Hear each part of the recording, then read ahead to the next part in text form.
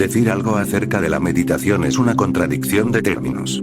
Es algo que puedes tener, que puedes ser, pero por su propia naturaleza, no puedes decir lo que es. Aún así, se han hecho esfuerzos para explicarlo de alguna manera. Con que surja de ellos una comprensión fragmentada, parcial, es más de lo que uno puede esperar. Porque incluso esa comprensión parcial de la meditación puede convertirse en una semilla. Depende mucho de cómo escuches. Si solamente oyes, entonces no se te podrá explicar ni siquiera un fragmento, pero si escuchas, intenta comprender la diferencia entre ambas cosas. Oír es mecánico. Tú tienes oídos, puedes oír. Si te estás quedando sordo, puedes ponerte un aparato ortopédico que pueda ayudarte a oír. Tus oídos no son más que ciertos mecanismos para recibir sonidos. Oír es muy sencillo. Los animales oyen, cualquiera que tenga oídos es capaz de oír. Pero escuchar es un nivel mucho más elevado. Escuchar significa, cuando estás escuchando, solo estás oyendo y no estás haciendo nada más, sin otros pensamientos en la mente, sin nubes que pasen por tu cielo interior, así que lo que sea que se esté diciendo te llega como se está diciendo. No hay interferencias desde la mente. No es interpretado por ti, por tus prejuicios. No está empañado por nada que, en ese momento, esté pasando dentro de ti. Porque todo eso son distorsiones. Normalmente no es difícil. Te las arreglas solamente oyendo, porque las cosas que estás oyendo conciernen a objetos comunes. Si yo hablo de la casa, la puerta, el árbol, el pájaro, no hay problema. Se trata de objetos comunes. No hace falta escuchar. Pero sí hace falta escuchar cuando hablamos acerca de algo como la meditación, que no es en absoluto un objeto. Es un estado subjetivo. Nosotros solo podemos indicarlo. Tienes que estar muy atento y alerta. Si lo logras, hay alguna posibilidad de que algún significado llegue hasta ti. Incluso aunque solo llegue a ti una pequeña comprensión, esto es más que suficiente, porque la comprensión tiene su propia forma de crecimiento. Solo hace falta que una pizca de comprensión caiga en el lugar adecuado, en el corazón, y empezará a crecer por sí sola. Primero intenta comprender la palabra meditación. No es la palabra adecuada para indicar el estado por el que cualquier buscador auténtico tenga necesariamente que sentir interés. Por eso, me gustaría decirte algo acerca de algunas palabras. En sánscrito, tenemos una palabra especial para meditación, la palabra dhyana. No existe una palabra parecida en ninguna otra lengua, es una palabra intraducible. Durante 2000 años se ha reconocido que esta palabra es intraducible por la sencilla razón de que nadie en ninguna otra lengua ha probado o experimentado el estado que denota. Así que esas lenguas no tienen la palabra. Una palabra solo se necesita cuando hay algo que decir, algo que designar. En español, hay 3 palabras. La primera, concentración. Yo he visto muchos libros escritos por personas bien intencionadas, pero no por personas que hayan experimentado la meditación. Siguen utilizando la palabra concentración para dhyana. Dhyana no es concentración. Concentración simplemente significa que tu mente se enfoca en un punto, es un estado de la mente. Normalmente, la mente se está moviendo de manera constante, pero si está moviéndose así, no puedes trabajar con ella en un asunto en concreto. Por ejemplo, en la ciencia se necesita concentración. Sin concentración no hay posibilidad de ciencia. No es sorprendente que la ciencia no haya evolucionado en Oriente, yo veo esas profundas conexiones internas, porque allí nunca se valoró la concentración. Lo que hace falta para la religión no es concentración, es otra cosa. La concentración es la mente enfocada en un punto. Tiene su utilidad, porque entonces puedes profundizar cada vez más en un determinado tema. Eso es lo que la ciencia está haciendo. Descubrir cada vez más acerca del mundo objetivo. Un hombre con una mente que siempre está dando vueltas por ahí no puede ser un científico. La virtud del científico es su capacidad de olvidarse de todo el mundo y poner toda su consciencia solamente en una cosa. Y cuando toda la consciencia se vuelca en una cosa, es casi como concentrar rayos a través de una lupa. Hasta puedes encender fuego. Esos rayos por sí solos no son capaces de hacer fuego porque están dispersos. Se están separando entre sí. Concentración significa que los rayos se unen, encontrándose en un punto. Y cuando muchos rayos se encuentran en un punto, tienen energía suficiente como para encender fuego. La consciencia tiene esa misma cualidad. Concéntrala y podrás penetrar más profundamente en los misterios de los objetos. Recuerdo una historia acerca de Thomas Alva Edison, uno de los más importantes científicos de América del Norte. Él trabajaba en algo con tal concentración que, cuando su mujer llegó con el desayuno, advirtió que estaba tan enfrascado que ni siquiera la había oído llegar. No la miró, ni siquiera se dio cuenta de que estaba allí. Ella sabía que ese no era el mejor momento para molestarlo. Sin duda el desayuno se enfriará, pero si lo molesto, se enfadará mucho. Una nunca sabe a qué atenerse. Así que simplemente dejó el desayuno a su lado para que cuando él regresara de su concentración, lo viera y se lo tomara. ¿Pero qué ocurrió?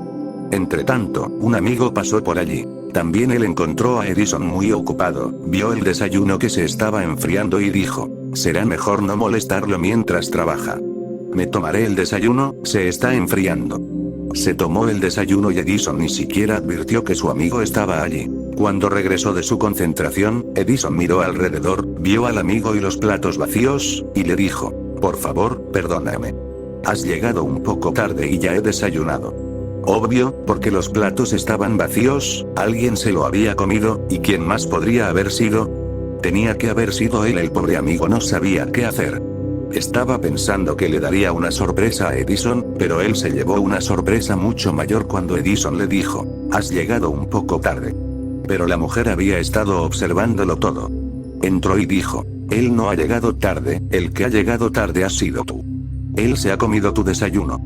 Yo estaba observando, pero como veía que de todas formas se estaba enfriando, por lo menos alguien lo estaba aprovechando. Menudo científico. No comprendo cómo te las arreglas con la ciencia, continuó la mujer. Ni siquiera sabes quién se ha tomado tu desayuno, y encima le estás pidiendo perdón, has llegado un poco tarde, lo siento. La concentración siempre es un estrechamiento de la consciencia. Cuanto más estrecha llegue a ser, más poderosa será. Es como una espada capaz de cortar cualquier secreto de la naturaleza. Tienes que ser inconsciente de todo lo demás. Pero eso no es religión. Mucha gente lo ha malentendido, no solo en Occidente, sino también en Oriente. Se cree que la concentración es religión. Te da enormes poderes, pero esos poderes pertenecen a la mente. Por ejemplo, en 1920, el rey de Benares, en India, fue operado. Y por esa operación fue noticia en todo el mundo. Se negó a que se le administrara cualquier tipo de anestesia.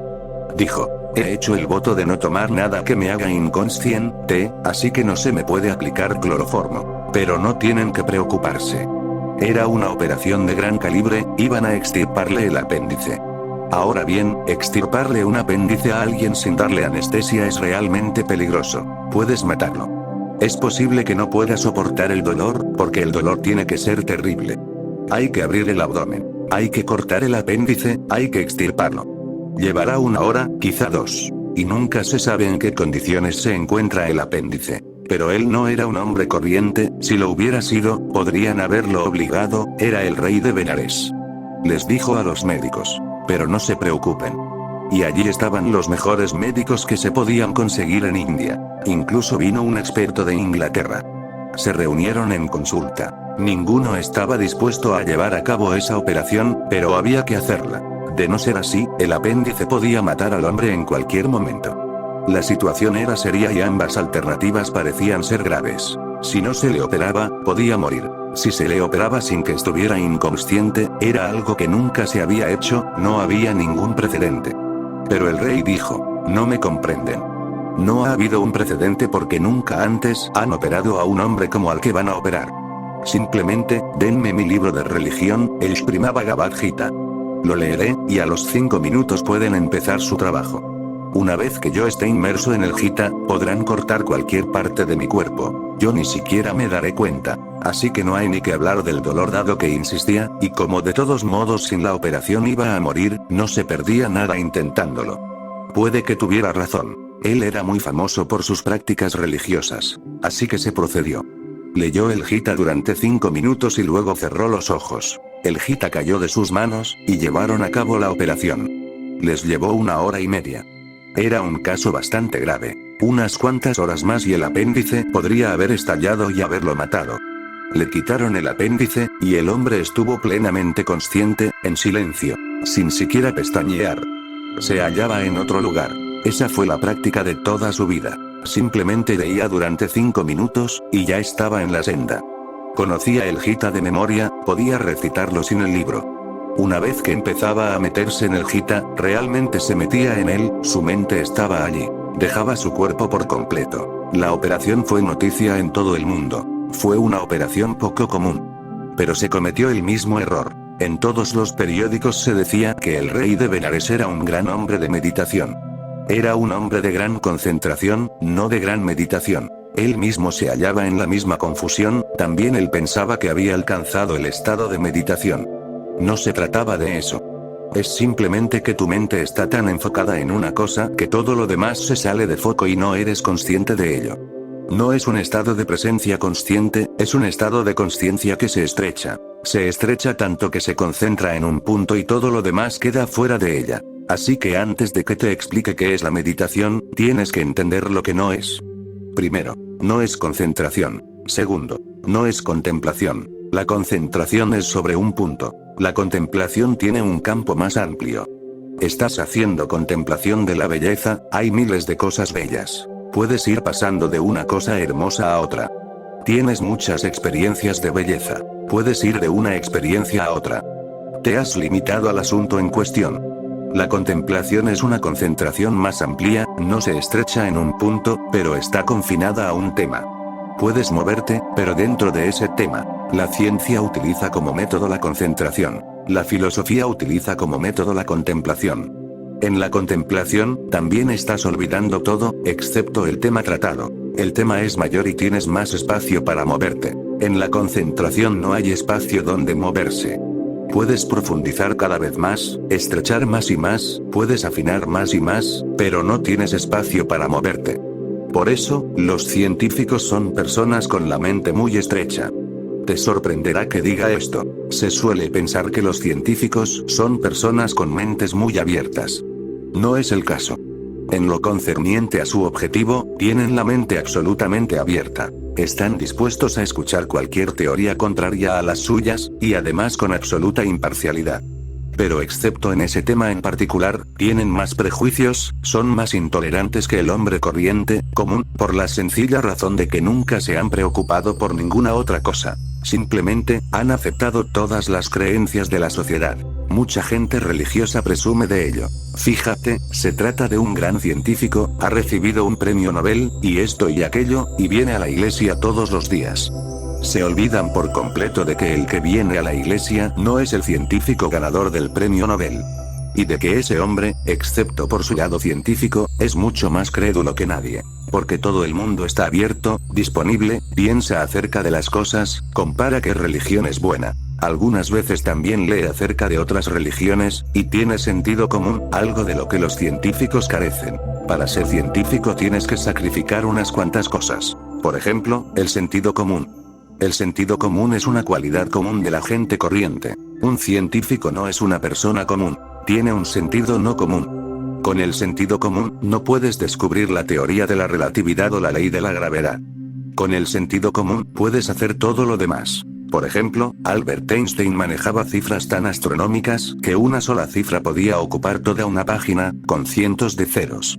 Pero se sumergía tanto en esas cifras, lo cual no es común, que se olvidaba de las cosas pequeñas. Un día subió a un autobús y le dio el dinero al conductor. El conductor le devolvió el cambio. Einstein lo contó y dijo: "No es correcto, me está timando.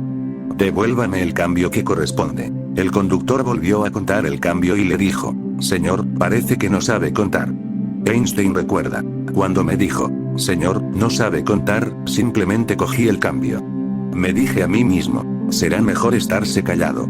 Si alguien oyera que no sé contar, y además viniendo de un conductor de autobús. ¿Qué he estado haciendo durante toda mi vida? Números y números, no sueño con otra cosa. No aparecen mujeres, no aparecen hombres, solo números. Pienso en números, sueño con números, y este idiota me dice que no sé contar". Cuando regresó a su casa, le dijo a su mujer: "Cuenta este cambio. ¿Es correcto?". Ella lo contó y dijo: "El cambio es correcto". Entonces, él exclamó: "Dios mío. Eso quiere decir que el conductor tenía razón. Quizá no sepa contar. Quizá solo pueda operar con cifras inmensas. Las cifras pequeñas han desaparecido de mi mente por completo". Un científico perderá inevitablemente su sentido común. Lo mismo le sucede al filósofo. La contemplación es más amplia, pero aún está sujeta a un determinado tema. Por ejemplo, una noche Sócrates estaba pensando en algo, uno nunca podrá saber en qué, al lado de un árbol, y se sumergió tanto en su contemplación que no se dio cuenta en absoluto de que estaba nevando. Y lo encontraron por la mañana casi congelado. La nieve le llegaba a las rodillas, y estaba ahí de pie con los ojos cerrados. Estaba casi al borde de la muerte. Incluso su sangre debía estar empezando a congelarse. Lo trajeron a casa. Le dieron un masaje, le dieron alcohol, y de algún modo recuperó los sentidos. Le preguntaron, ¿qué estabas haciendo ahí, de pie al aire libre? No tenía idea de si estaba de pie o sentado, o de dónde estaba, contestó. El tema era tan absorbente que me fui con él por completo. No sé cuándo empezó a nevar o cómo se pasó toda la noche. Me habría muerto, pero no habría recuperado mis sentidos, porque el tema era demasiado absorbente. Todavía no había acabado. Era toda una teoría, y me han despertado a la mitad de su desarrollo. Ahora no sé si seré capaz de recuperarla. Es como cuando estás durmiendo y alguien te despierta. ¿Crees que puedes recuperar de nuevo el mismo sueño simplemente cerrando los ojos e intentando dormir? Es muy difícil volver a entrar en el mismo sueño. La contemplación es una especie de sueño lógico. Es una cosa muy rara. Pero la filosofía depende de la contemplación. La filosofía puede utilizar la concentración para fines específicos, como ayuda a la contemplación. Si algunos pequeños fragmentos del tema necesitan más esfuerzo concentrado, entonces se puede utilizar la concentración, no hay problema. La filosofía es básicamente contemplación, pero de vez en cuando puede utilizar la concentración como herramienta, como instrumento.